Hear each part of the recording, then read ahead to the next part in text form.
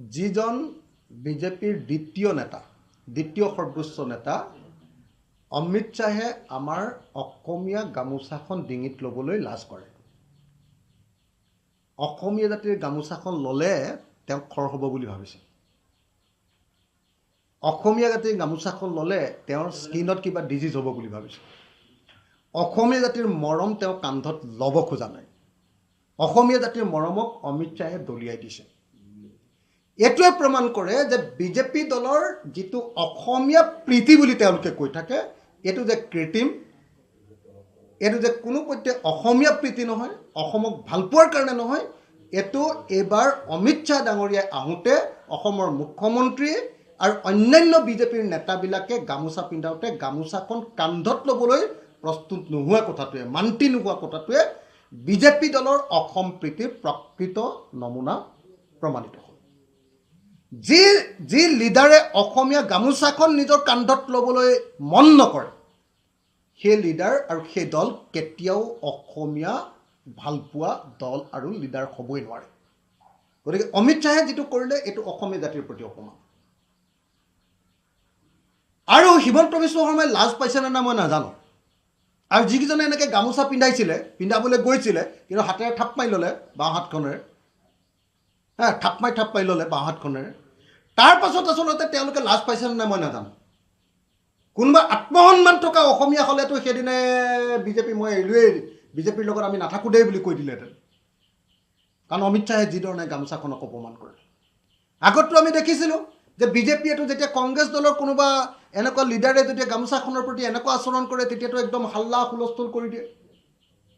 কিন্তু আজি যেতিয়া অমিত শ্বাহে গামোচাখন ল'বলৈ প্ৰস্তুত নহ'ল, অসমীয়া গামোচাখন অস্বীকাৰ কৰি দিলে ল'বলৈ, সেই দিনটোত কিন্তু এতিয়ালৈকে বিজেপিয়ে ক্ষমা বিচৰা নাই।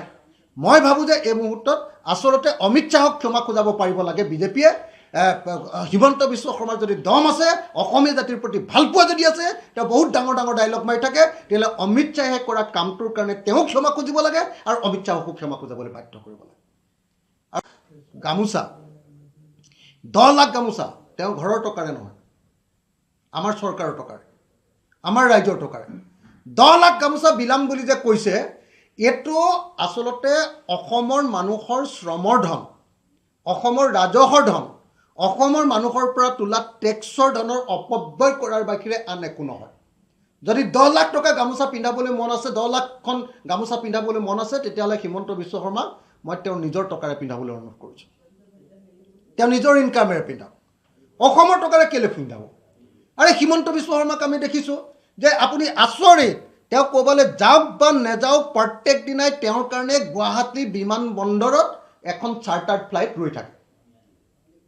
অসমৰ ভিতৰতে তেওঁ যদি ইফালে সিফালে যায়, প্ৰথমতে গুৱাহাটী বিমানবন্দৰৰ পৰা, গুৱাহাটী কি কয় আপোনাৰ এয়াৰপৰ্টৰ পৰা যোৰহাট এয়াৰপৰ্টলৈ, গুৱাহাটী এয়াৰপৰ্টৰ পৰা ডিব্ৰুগড় এয়াৰপৰ্টলৈ, গুৱাহাটী এয়াৰপৰ্টৰ পৰা ধুবুৰী এয়াৰপৰ্টলৈ, গুৱাহাটী এয়াৰপৰ্টৰ পৰা আপোনাৰ শিলচৰৰ এয়াৰপৰ্টলৈ তেওঁ এই চাৰ্টাৰ্ড ফ্লাইটত যায়।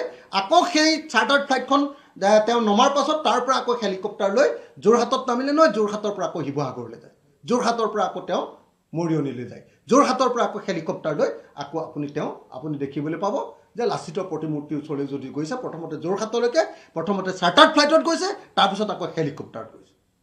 আৰে ৰাইজৰ টকাৰে এনেকুৱা ধৰণৰ লাভ কোনো ৰজা মহাৰজাইও আগতে এনেকৈ কৰা নাছিলে। অসমৰ মুখ্যমন্ত্ৰীয়ে যেনেকৈ কৰিছে, অসমৰ মুখ্যমন্ত্ৰীয়ে নিজৰ ইচ্ছামতে যিধৰণে কৰিছে, এইটো পৃথিৱীৰ কোনো ৰজা মহাৰজাই এনেকৈ ৰাজহুৱা ধন খৰচ কৰা নাছিল।